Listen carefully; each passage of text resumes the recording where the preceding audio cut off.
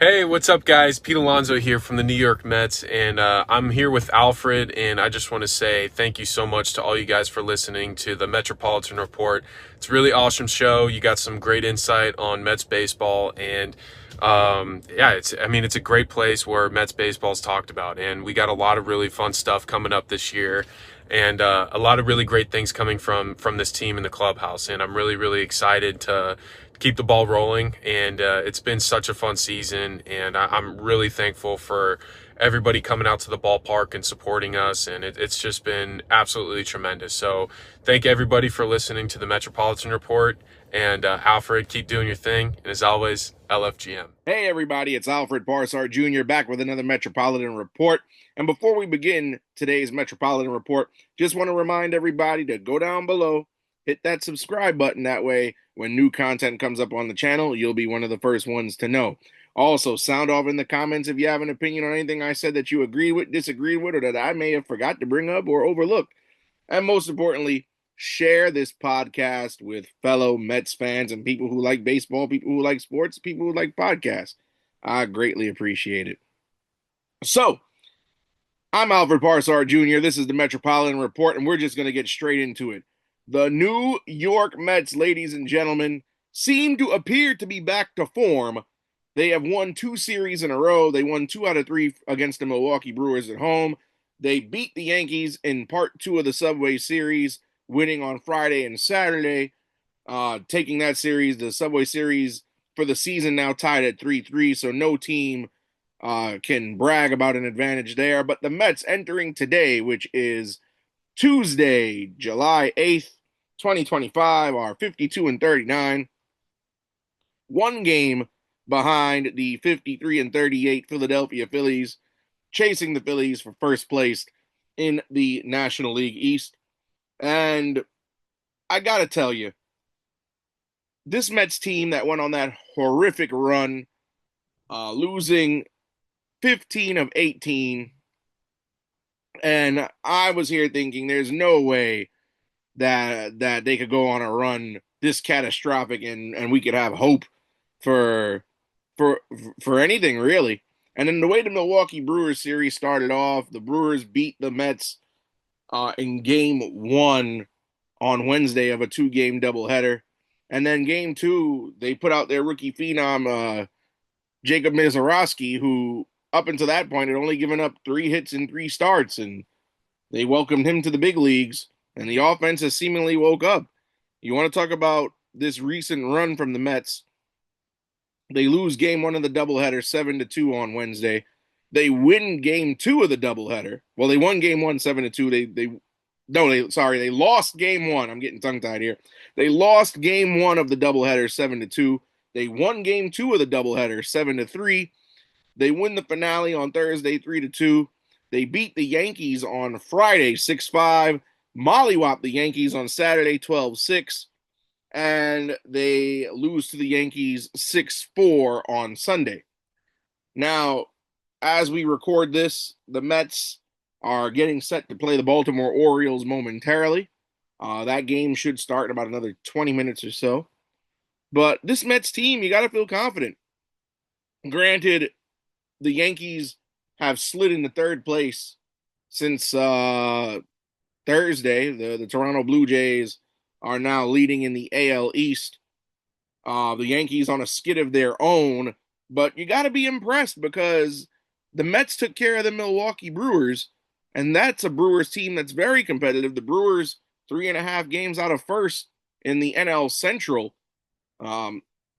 So very impressive on that part that they were able to take care of the Milwaukee Brewers, a competitive team. The knock on the Mets all year has been, well, if you look at their schedule in the early part of the season, they're playing teams that are below 500. They're playing teams that won't be chasing a postseason spot, not even a wild card. Early series against teams like the Marlins, 2 against the Rockies, the Nationals, the White Sox, the Pirates. Even though the Pirates swept the Mets 1 series, but still, the Mets won the first series against the Pirates.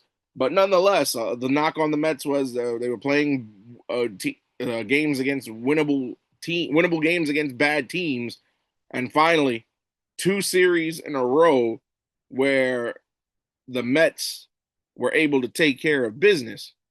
And the offense finally waking up. I got to put a spotlight on one guy, and that would be Brandon Nimmo.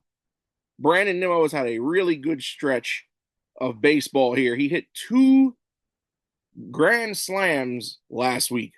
Very impressive feat.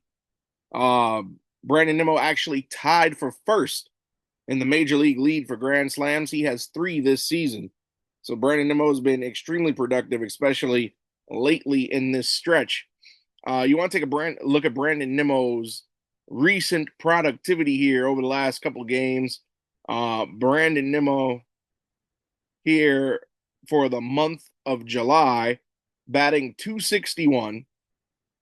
He's got 2 stolen bases and 9 RBI to go with 3 home runs. This guy's been on a tear, very productive overall for the season. Brandon Nimmo hitting .255, 18 homers and 52 RBIs. And, Brandon Nimmo, the longest tenured Met on this team. Brandon Nimmo, of course, getting the call up in 2016. So he's been amongst the Queen's crew, as we like to call him. He's been around the longest. But again, Nimmo, very productive, very, very productive so far in July. Of course, the Mets have only played 6 games in July, but so far, nonetheless, very productive is Brandon Nimmo. 2 grand slams in a week, one against Milwaukee and one against the Yankees. And what can you say? Is out, but I hope it could be. I hope Nimmo can sustain it. Of course, he had that game against the Nationals a few months ago where he had 9 RBI in the same game. So Brandon Nimmo, a lot of people don't talk about Nimmo when you talk about this Mets lineup. A lot of people like to mention the Sotos, the Alonsos, the Lindors, but in a lineup where the bottom half just doesn't have it, it's important to have another guy who can get you some RBIs, could get you some hits, could get on base. And Brandon Nimmo, as we know, he's only drawn 1 walk this month, but he's a guy who has very good plate discipline. So Nimmo doing what he needs to do to help this ball club. I'm very impressed with Brandon Nimmo. Again, it's a rare feat to get 2 grand slams in a season, let alone in the same week. But Brandon Nimmo, definitely, if I had to give player of the week to somebody last week, it definitely would be Brandon Nimmo.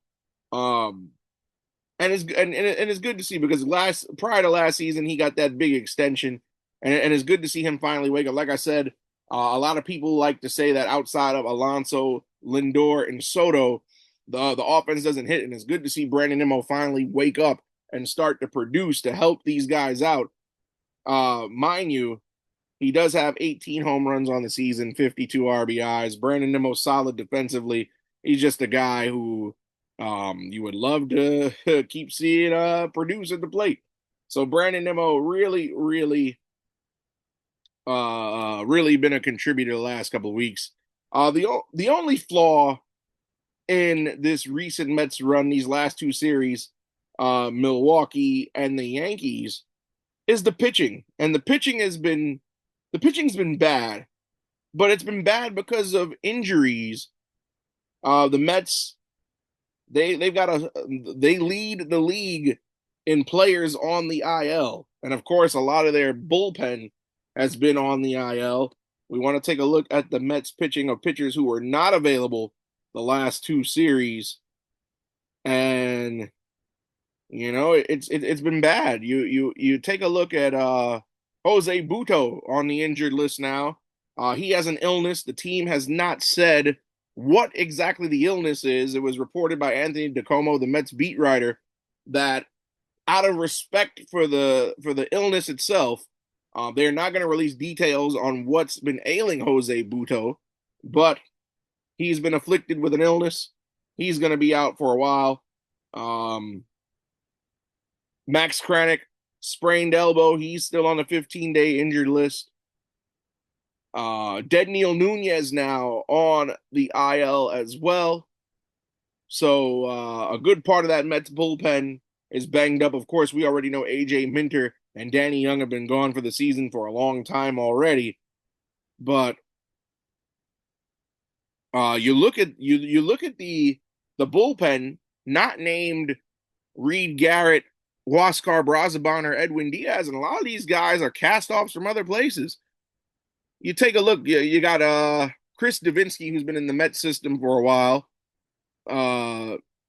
Davinsky is a guy who has 407 career innings, also been a Tampa Bay Ray, Arizona Diamondback, and a Houston Astro, among other teams. Rico Garcia, Justin Hagenman, who actually had a spot start and did very well against the Yankees on Friday. I was very nervous for him to start that game. He's appeared in 3 games for the Mets this season. Hagenman with no win-loss record, but a 4.35 ERA. I was very surprised he was able to hold his own against the lineup of the Yankees. Hagenman, he faced Jason Dominguez and Aaron Judge, gave up back-to-back homers and settled in right after that on Friday. So I was shocked that Hagenman was able to hold his own, but then you got Richard Lovelady in the bullpen. So it's Brandon Waddell, who I'm a big fan of Waddell. Waddell can eat innings. That's a guy that's a long reliever if I've ever seen one there. Of course, Waddell, no win-loss record either, but 3.10 ERA and just a little over 20 innings of work. But this bullpen looked much better on opening day than it does now. But the fact that the Mets could win back-to-back series against 2 teams above 500, who are probably going to both be in the postseason with that bullpen, is pretty good. So that is it right there. Let's go to some news. So the All-Star rosters were announced over the weekend. Of course, last week the starting lineups were announced, and for the first time in his Met career, Francisco Lindor is going to the All-Star game. He will be in Atlanta next week, Tuesday, starting at shortstop. He won the fan vote. He had the most votes at the position of shortstop. And then the reserves voted on by players around the league. The Mets are going to send Edwin Díaz and Pete Alonso to the All-Star game as well. So 3 Mets in one season as All-Stars. Again, your All-Stars from the Mets this season are going to be Francisco Lindor starting at short. You'll have Pete Alonso as an infield reserve, and Edwin Díaz will be in the bullpen. Now, let's take a look at the Mets All-Stars and their numbers up until this point. And as of this recording right now, again, the Mets getting set to play the Orioles momentarily, so these numbers might change. But Edwin Díaz, 35 games, 35 innings pitched. He's got a win-loss record of 3-0 with a 1.80 ERA. In the 35 innings he's pitched, he struck out 53. And, Edwin Díaz, this was a guy who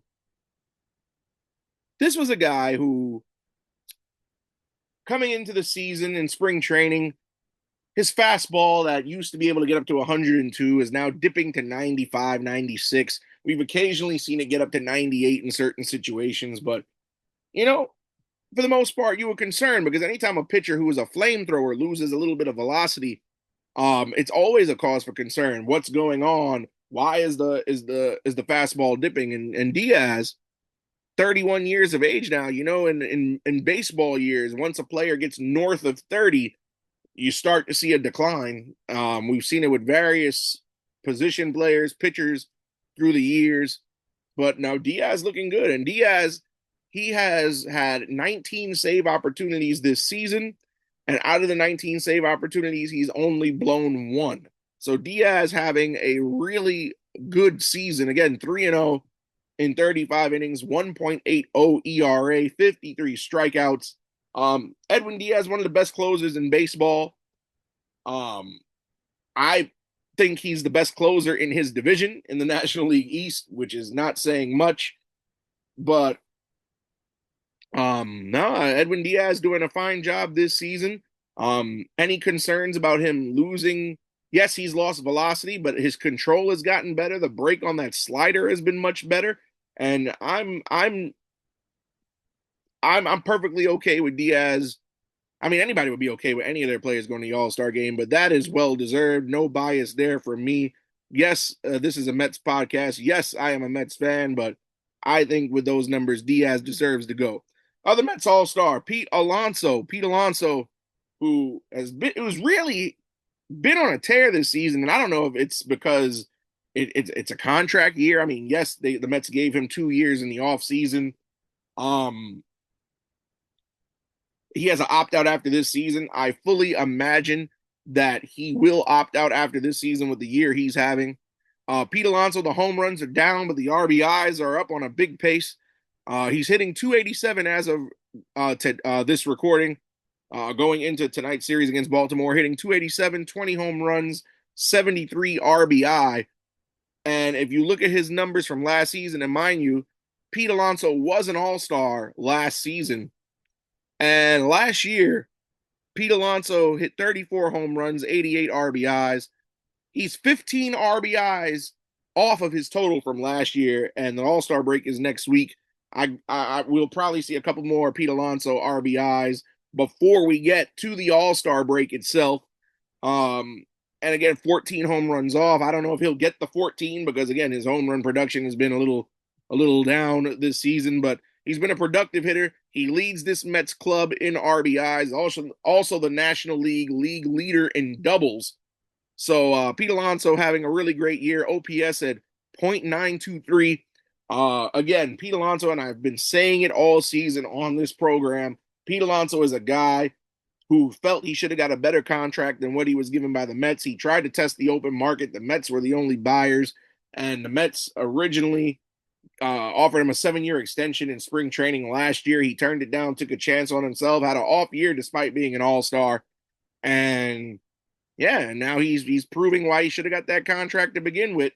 So Pete Alonso, now again, Freddie Freeman is the National League starter in the All-Star game at first base.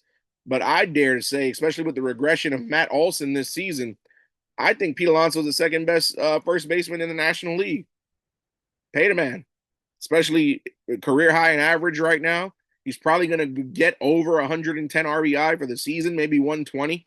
So Pete Alonso having a heck of a year. Well-deserved all-star selection.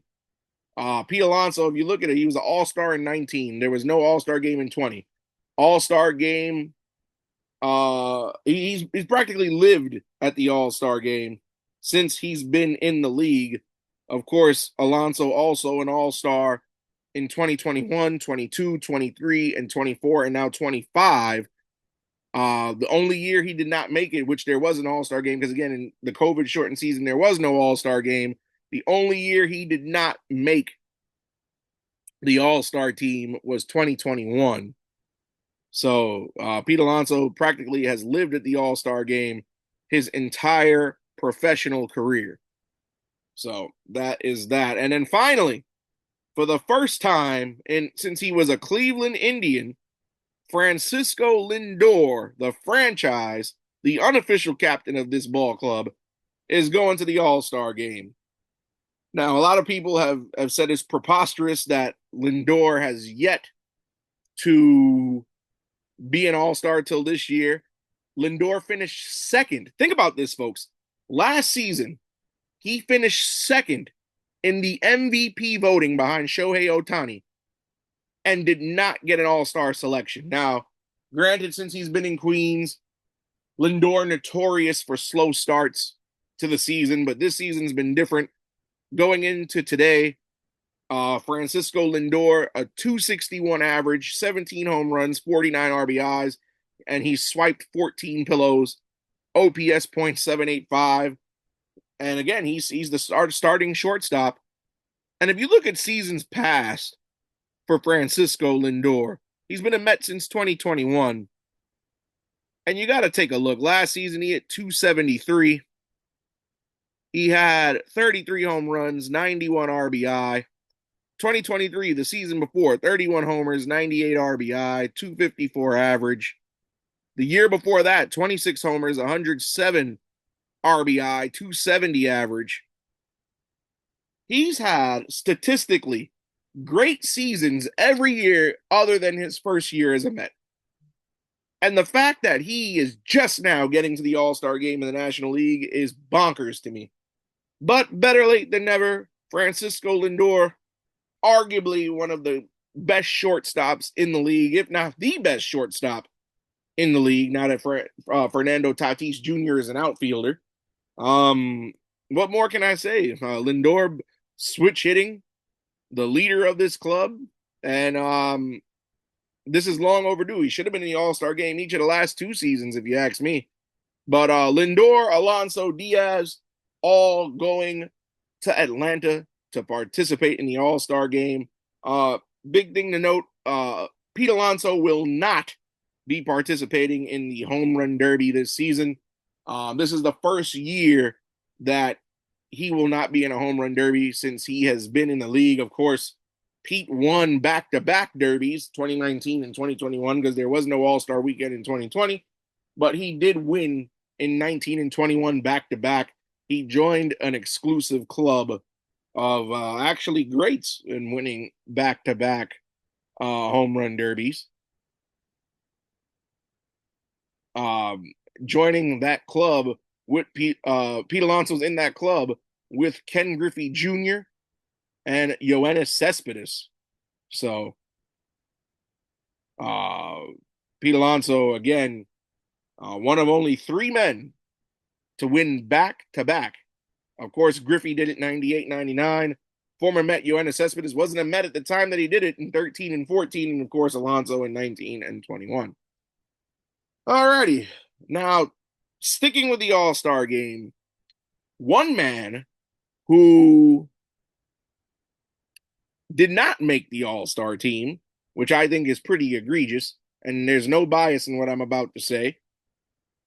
Pacheco himself, Juan Soto, did not make the All-Star game. You want to look at Soto's numbers. Soto batting .263, 21 home runs, 51 RBIs, 10 stolen bases, OPS of .904. Now, I believe Soto should have been in the All-Star game, not as a starter, even though one could argue that he should have got in over the Cubs' Kyle Tucker. But Soto, I feel he was snubbed. Could it have been the slow start? I don't think the slow start could account for it, because look at his numbers up until now. He caught up. A lot of people, I remember when Soto was hitting in the 230s, in the 220s, and people were like, oh, he's having a down year. You Yankee fans led by your Michael K. propaganda. Oh, he wasn't worth the money. He's not happy. He wishes he was still a Yankee, and he misses batting in front of Judge and blah, blah, blah, blah, blah. And look at it now, 263 average. Like I've always said, 250 is the new 300 in today's baseball. But Pacheco, 263, 21 homers, 51 RBI. The man was the NL Player of the Month for June, for crying out loud, and he doesn't get in. I really feel that this is a snub, because again, yes, he started off the season slow, but he's caught up. He is caught up. Now, you want to look at somebody who was named All-Star starter. Let's look at the Cubs' Kyle Tucker. Similar numbers, folks, between Kyle Tucker and Juan Soto. Tucker batting .284 as of today. Soto .263. Tucker's had about 23 more at bats. Tucker's got 17 home runs to Soto's 21. So Soto has him beat there. 55 RBI for Tucker, 51 for Soto. So he's got Soto beat in the RBI department. 22 stolen bases to Soto's 10. And Soto has him beaten OPS 904 to 902. But we failed to mention Juan Soto, the league leader in walks. Now, again, the numbers don't tell the whole story. You got to do a deep dive. You cannot drive runs in or hit home runs if you're being walked. And even being the league leader in walks, Soto has 4 more home runs and 4 less RBI than Kyle Tucker. So imagine if he wasn't drawing walks, how he would have beaten Tucker in every category. Still beating him in homers and OPS. And remember, folks, if you draw a walk, your batting average stays the same. So if a lot of teams like to pitch around Soto.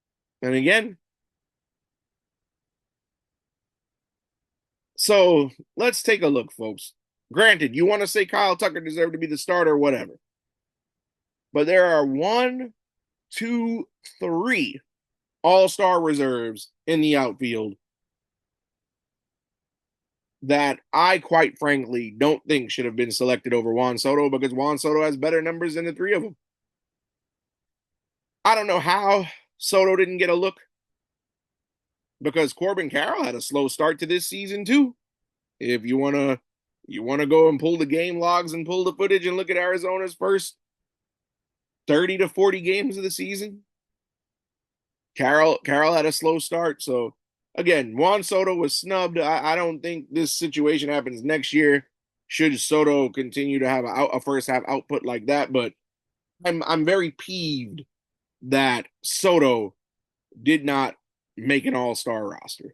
It's just preposterous to me how you could have 3 reserves and a starter who borderline has similar numbers to Soto, and they get in and Soto doesn't, and Soto's beaten 3 of them statistically in every offensive category and leads the league in walks, which is why if he didn't have those walks, who knows? He probably have more homers and RBIs and a higher batting average. But I guess that's just how it goes in baseball.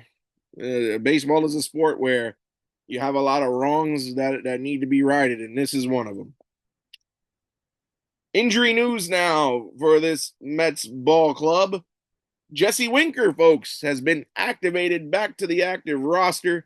Of course, you remember Jesse Winker had that oblique injury, throwing a ball into the infield a couple of months back. Winker has not played for a while. Winker is going to be a welcome addition back to this club. I mean, his numbers are not the greatest, but he was batting .239 with 1 home run in 24 games prior to going down with the injury. So Winker, who was platooning with Starling Marte at designated hitter, he had 3 consecutive multi-hit games prior to the oblique injury. He will be a welcome addition back to a lineup where the bottom half of the order has not been producing. However, Starling Marte, now that we bring him up, Starling Marte going on the 10-day IL with a knee bruise. He fouled a ball off of his knee late in the game on Sunday against the Yankees, was in some considerable discomfort, finished the at-bat, but he's going to the injured list. He'll be on the 10-day IL. Marte missed 2 months last season with a bone bruise in the same knee. He was serving as the DH almost exclusively, splitting with Ronnie Mauricio in Winker's absence. But Marte headed to the IL. Winker is back. So that is that. And in the last news,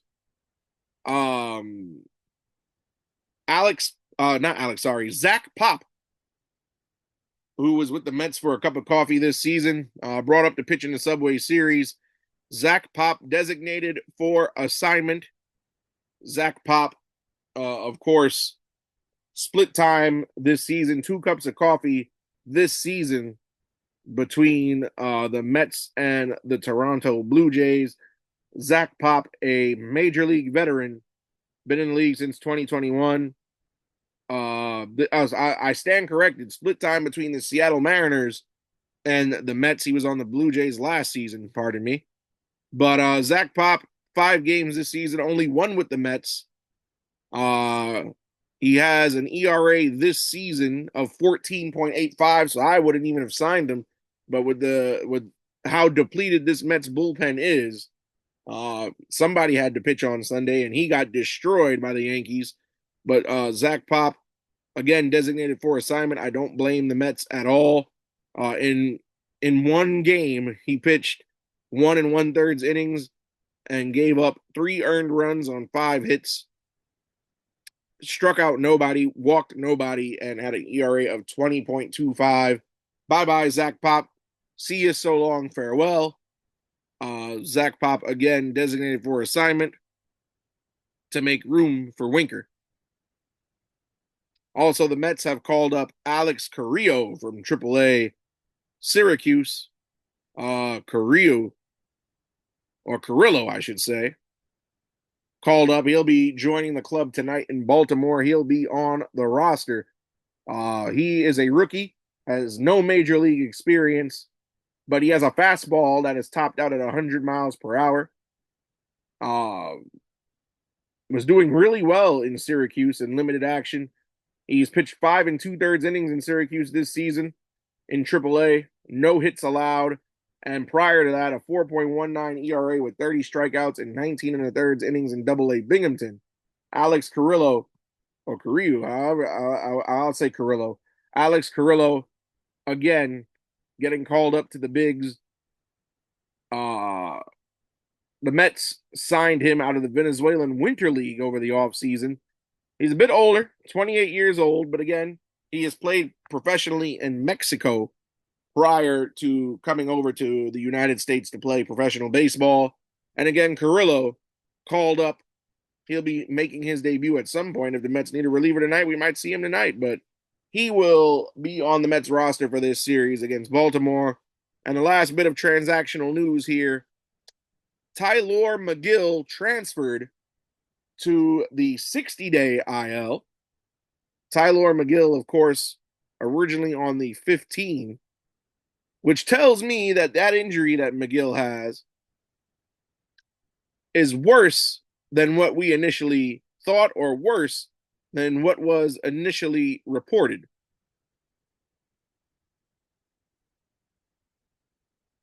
So again, transferred to the 60-day IL is Tylor Megill. And that's what opened up the spot for Carrillo.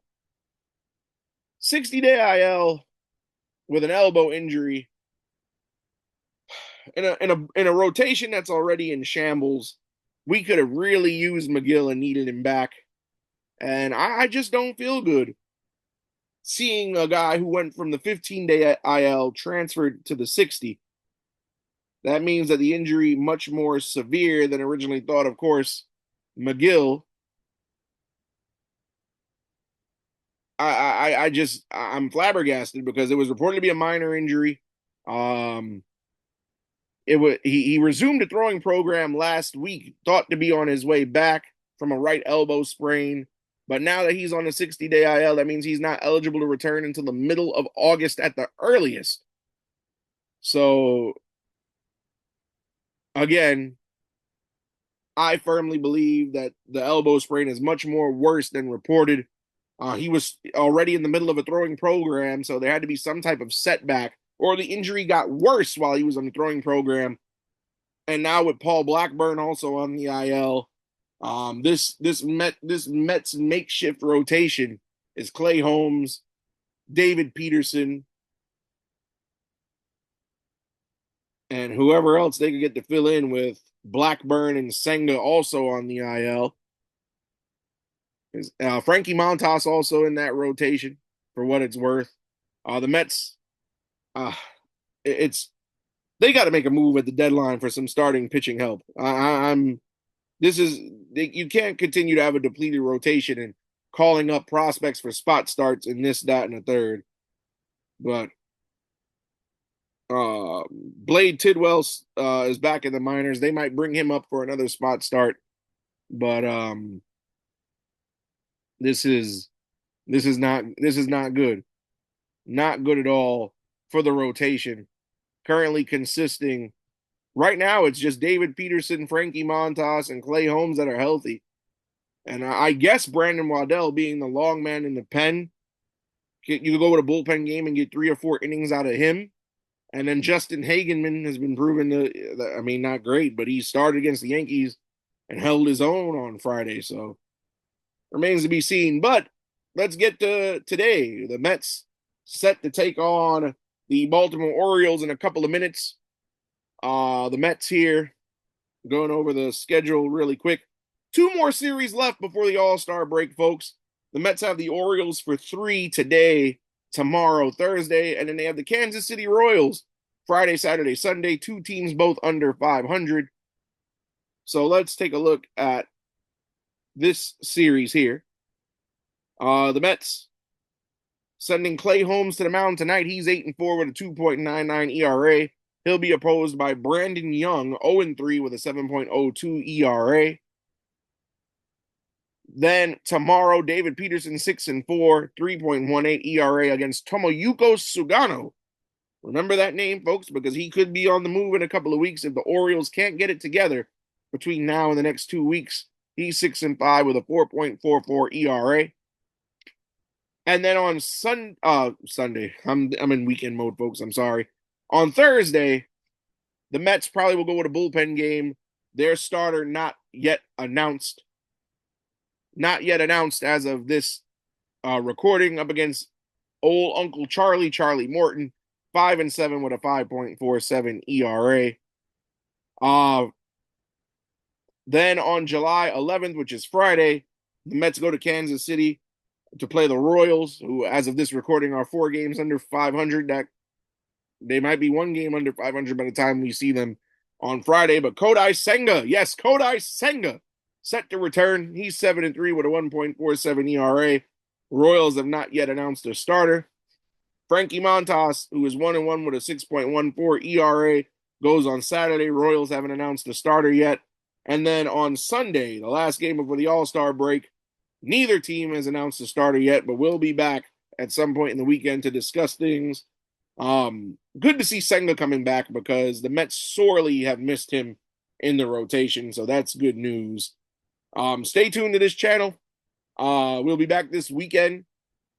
And before the weekend, to preview the Royals series, we'll be back. And then after the Royals series, again, no Mets baseball from Monday to the middle of the week. We'll preview the All-Star festivities. And then the following week, we'll bring you our trade deadline special. Well, folks, I'm Alfred Parsard Jr. Mets and Orioles about to play momentarily. That game is on SNY for those of you who live in the New York area, or BTV, you can watch a game there. But I'll be watching, and I've said all that there is to say, and the only thing left to say is, let's go Mets.